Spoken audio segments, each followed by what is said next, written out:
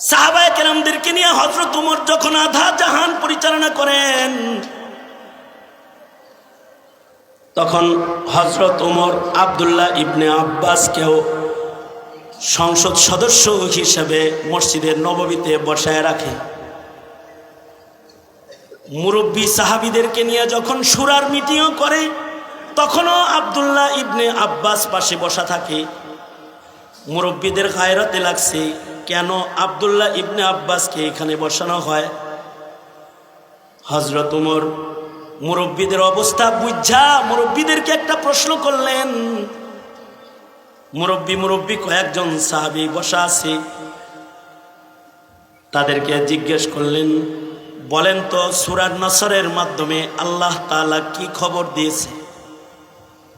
সূরা নসরের মাধ্যমে আল্লাহ তাআলা ইসলামের বিজয় হবে খবর দিছে, নবীজিরে বেশি বেশি তাসবিহ পড়তেই হবে, তাসবিহাত জিক্র আজকারের বিষয়ে বলেছে। এক এক সাহাবী এক এক কথা কয়, কিন্তু আসল কথা কেউ কয় না।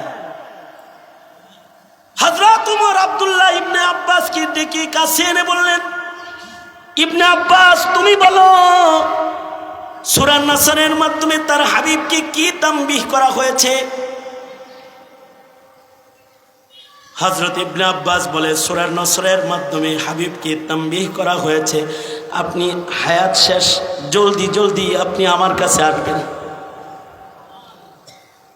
এই যে ইবনে আব্বাস যেমন এই কথাটা বুঝছে, এই কথাটা সাহাবায়ে কেরামের মধ্যে সর্বপ্রথম যিনি বুঝেছেন তিনি হলেন আবু বকর সিদ্দিক রাদিয়াল্লাহু আনহু, যিনি নবীর পাশে ঘুমায় রয়েছেন।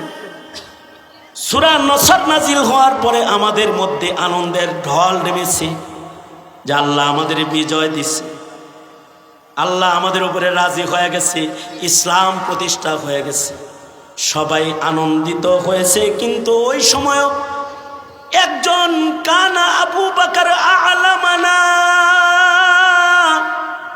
আবু বকর আমাদের মধ্যে সবচেয়ে বড় আলেম।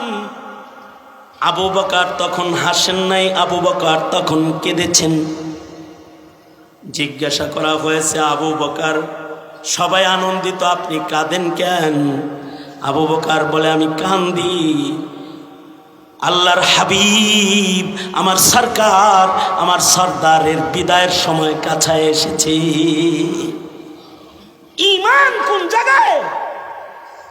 আবু বকর যে জায়গায় গিয়ে রাসূলকে চিনে মুহাব্বত করেছে, আর সাহাবায়ে কেরাম ইলমের যে জায়গা থেকে আল্লাহকে চিনেছে, আল্লাহকে মুহাব্বত করেছে, এই তর্জ তরিকায় একমাত্র মুহাব্বত করার যোগ্যতা উম্মতের আলেম ছাড়া আর কারোর নাই, আর কারোর নাই।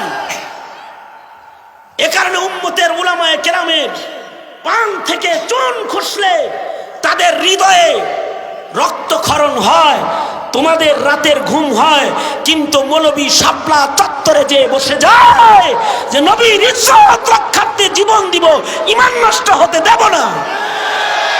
কারণ তার এই ইলম আছে যে এমন দুর্বল ঈমানের 1000 বছরের হায়াতের চাইতে সবল ঈমানের এক রাতের হায়াতের মূল্যও অনেক বেশি।